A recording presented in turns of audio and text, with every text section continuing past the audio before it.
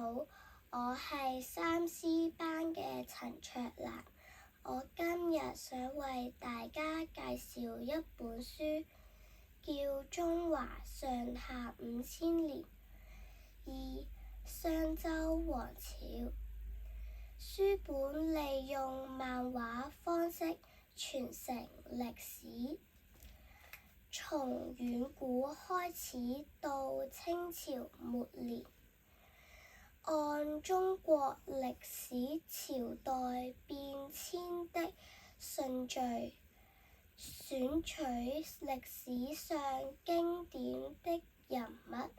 物和事件，用通俗生動的漫畫描繪中華5000年來的歷史故事。書中包括登場人物故事、成語解釋、帝王世系圖、歷史大事件、朝代相關知識、歷史名詞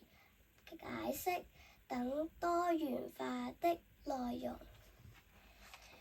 全面展現了中華民族悠久的歷史和燦爛的文化，培養孩子建立一個宏大的歷史觀。